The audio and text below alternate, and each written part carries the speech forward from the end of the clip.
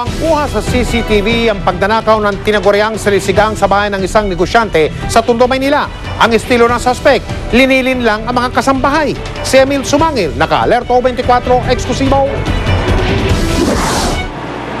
Bago atakihin ng suspect ang kanyang target, bumili muna ito ng sigarilyo sa tabing tindahan saka sinervelan sa lugar sa Abad Santos, Tondo, Maynila. Nang makakuha na ng tiyempo, dinikita na ng suspect ang kanyang target na bodega at bahay ng pamilya ni Ed Tan, distributor ng mga langis at iba pang automotive supplies. Maya-maya pa, ipinarado ng suspect ang motorsiklo. Sa kalakas loob na pinaso ang establishmento. Nasa lubong ito ang kasambahay ng mga biktima. Pero sa halip ng pataranta, umistay lang suspect. Yung lalaki biglang bumungad sa akin, sabi ko, sino ka? Sabi niya, saan yung amo mo? Kaibigan niya ako. Tinix ko na siya kanina pa. Sabi ko, natulog pa eh. Mamaya gisingin ko. Tapos sabi niya, wag na kasi tinix ko na. Bili mo lang ang sigarilyo. Inutusan ito ang kasambahay sa tindahan. Sinubok daw ng kasambahay na i-text ang kanyang amo na nasa third floor na nooy natutulog dahil nagduda na ito sa lalaki. Pero huli na ang lahat. Paglabas ng kasambahay, pinanik na ng suspect ang second floor ng building. Saka nilimas ang higit sa 100,000 pisong cash na nasa drawer, laptop at iba pang gadgets. Ako nga daw ang hinahanap, hindi ko naman kilala. Nang muling makuna ng suspect nang ito'y lumabas, nakasukbit na rito ang belt bag kung nasaan umanaw ang cash. Makikita sa video na muli itong bumalik sa loob ng establishmento at mukhang nalimutang bitbitin ang backpack kung nasaan ang laptop. Paglabas, mabilis na sumakay ng motorsiklo at dali-daling umalis patungo sa direksyon ng Divisoria. Bisperas ng Pasko ng atakihin ang sinasabing mga miyembro ng salisigang ang establishmentong ito ng pamilya Tan. Hindi na raw niya habol na makuha pang laptop at pera. Ang mas mahalaga raw sa kanya ay ang malaman ng publiko ang bagong modus na ito ng sindikato na kung saan ang mga masasamang loob nagpapakilala sa mga kasambahay na kaibigan ng mga amo para makapasok sa bayat limasin ang mga mamahaling kagamitan. Emil Sumangil, Alerto 24. Samantala, bukod sa dagdag singil sa mga expressway at sa taxi, nakaamba rin po ang pagtataas ng pamasahe sa MRT at LRT. Nakatutok si Tina Panganiban Perez.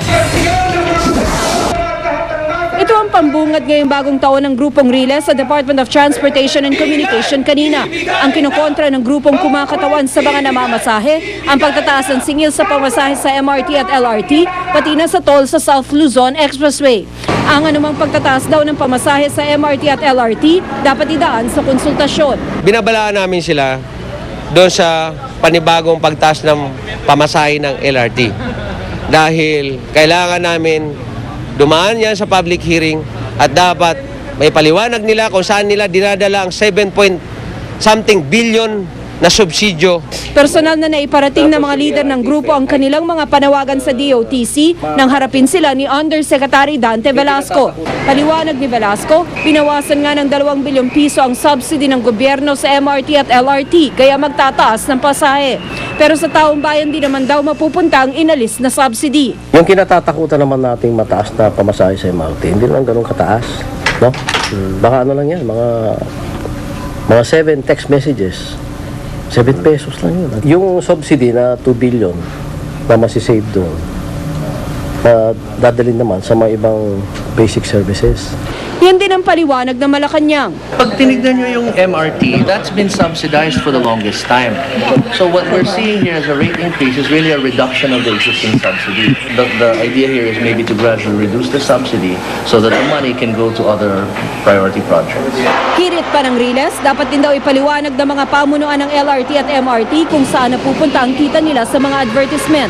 Ang tinutukoy nila ang kita mula sa mga poster at mga ads na nakapinta sa mga tren ng sari-saring mga produkto. Pero giit ng DOTC, hindi kumikita ang MRT at LRT. Itong LRTA, hindi kumikita ng pera. Hindi, alam po Kumbaga, namin net yun. income. Alam po namin yun. Nasa social service yan ang kanyang, Social service. ang kanyang concept eh. All over the world, Opo. subsidized siya. Opo. Ang pinag-uusapan lang dito kasi, kung magkano subsidy ang ibibigay sa LRT, MRT. Pero ang ilang pasahero, di pa man pinagbabayad ng mas mataas, umaaray na. Tulad ni Edgar Halandoni na araw-araw sumasakay ng MRT pauwi sa kanyang bahay sa Quezon City mula sa kanyang pinagtatrabahuhan sa Ortigas. 15 pesos daw ang bayad niya sa bawat sakay.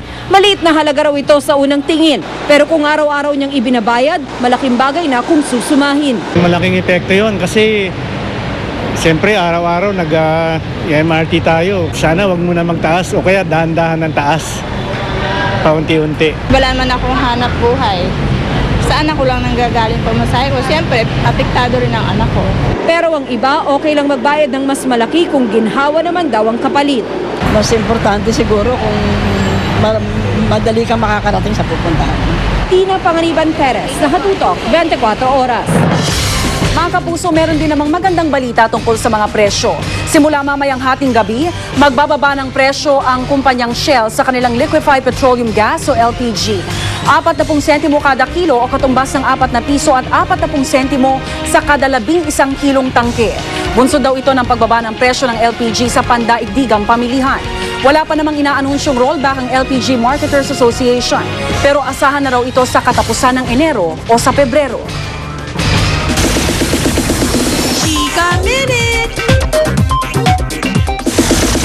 Sexy at palaban na Raisa Senon daw ang dapat abangan ngayong 2011. Ibig sabihin kaya nito, handa na rin si Raisa na mag-pose sa mga men's magazine. Makichika kay Lars Santiago.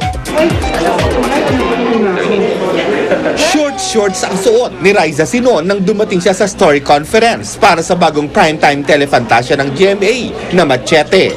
Tinutokso nga si Raisa ng mga naroon na in character na raw ang aktres. Sa ipinapakita kasing plug ng Machete, sexy si Raisa sa suot niyang shorts at sando. Ayon naman kay Raisa, bahagi ito ng mga pagbabago niya para sa 2011. Sexing Raisa Senon na raw kasi ang makikita ng publiko. Ito yung pagbabagong bihis ni Raisa Senon sa 2011. Kaya abangan niyo yan, yung Machete. Dahil kakabuging talaga yan ng bonggang-bongga. Matapang na Raisa Senon na yung makikita nila at sexy daw. Hindi naman daw biglaan ang desisyon ni Raisa na maging mas sexy ang image. Noong nakaraang taon, sinimulan na niya ang pagkakaroon ng pagbabago. 2010 sa langit sa piling mo na medyo sexy, tapos nang-aaway sa Koreana. So ngayon naman, i-combine na natin, nang-aaway sa sexy, diba? Sa Machete na po yun. Ngayong nagsisexy na si Raisa, ang aabangan ng lahat ay kung kailan naman siya magpo-post para sa sexy pictorial ng men's magazine. Pero tila hindi pa nakukumbinsi ang aktres para sa ganitong uri ng pictorial. Focus muna ako sa acting. Ayoko muna po mag-post ng nakatupis. Hindi ko pa kaya. Sasabihin ko naman pag ready na ako eh. Paghahandaan ko yung mabuti. Lars Santiago, updated sa Showbiz Happening. Sa pagbabalik ng Chika Minute, Enzo Pineda, muntik na raw malunod habang nagbabakasyon sa Mindoro. Ang detalye niyan, abangan mamaya. Mike?